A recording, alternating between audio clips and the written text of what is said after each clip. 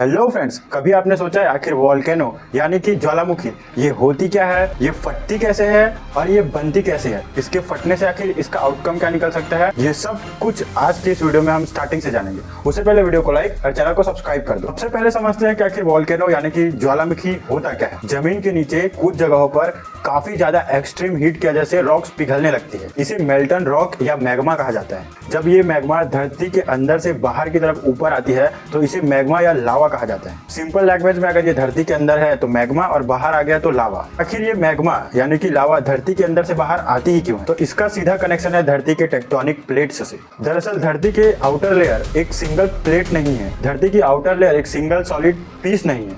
ये बड़े बड़े प्लेट्स में डिवाइड हुआ है जो कि धीरे धीरे मूव करती है। तो जब ये मूविंग प्लेट्स जहां पर भी एक दूसरे से टकराती है अलग होती है, एक दूसरे के नीचे चली जाती है। अब इमेजिन कीजिए एक सील्ड बॉटल में गैस कंटिन्यूसली बढ़ता जा रहा है। अगर प्रेशर बहुत ज्यादा बढ़ता जा रहा है और बाहर निकलने का रास्ता ना मिले तो गैस करो क्या होगा, बूम। वो सेम ऐसा ही कुछ वोल्केनोस के अंदर में भी होता है। वहां पे भी गैस ऐसे ही भरने लग जाती है लेकिन कहीं बाहर जाने का रास्ता नहीं मिल पाता, जिस वजह से अचानक से उस बॉटल या वोल्केनो के अंदर धमाका होने से एक साथ बाहर आती है। इसके साथ में गैसेस के साथ में magma, lava, water vapour, carbon dioxide, methane जैसे बहुत ही जहरीले गैसेस भी बाहर आती है।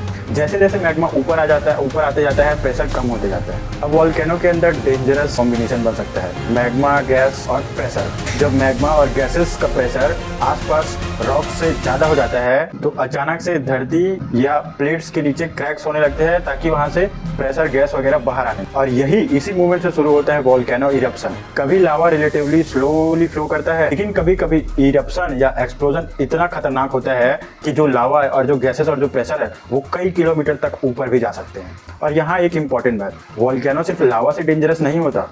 एक्चुअली कुछ सिचुएशंस में यहाँ से निकलने वाली एसिड्स और गैसेस और पैरोक्लास्टिक फ्लोज ये और भी ज्यादा डेंजरस होती हैं। अब आप इमेजिन कीजिए आप वोल्केनो के पास एक एरिया में है। सबसे पहले हवा में वोल्केनिक एसेस भर जाती है। ये बिल्कुल नॉर्मल लकड़ी की राख की तरह होती है।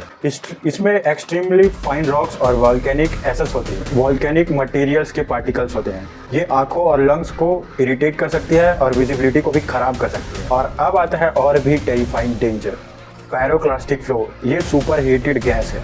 ये super heated gas ashes volcanic fragments का एक्सट्रीमली फास्ट मूविंग मिक्सचर होता है जो वोल्केनो के स्लोप से नीचे आती है। इसका टेम्परेचर और स्पीड सिचुएशन के हिसाब से बहुत ही ज्यादा डेंजरस हो सकता है। वोल्केनिक इरप्शन के इफेक्ट सिर्फ आसपास तक लिमिटेड नहीं होते। एक major eruption nearby buildings, roads और इंफ्रास्ट्रक्चर को डैमेज कर सकता है, एग्रीकल्चर को डिस्ट्रॉय कर सकता है, इवन रिवर्स को टेम्परली रिडायरेक्ट या ब्लॉक भी कर सकता है। और अगर वोल्केनो इरप्शन के बाद बारिश हो जाए तो वोल्केनिक एश और डेब्रिस मिलकर पानी के साथ में एक काफी खतरनाक डेंजरस मड फ्लो बना देते हैं।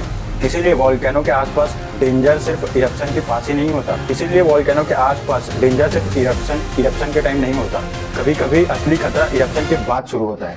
तो जिस फोर्स से धरती तबाही ला सकती है वही फोर्स धरती को नया शेप भी देती है। और शायद इसी वजह से वोल्केनो इतना फैसिनेटिंग है और टेरिफाइंग भी। तो अगर ये वीडियो पसंद आए तो वीडियो को लाइक, चैनल को सब्सक्राइब कीजिए और मैं मिलता हूं आपको किसी नए अच्छे वीडियो के साथ।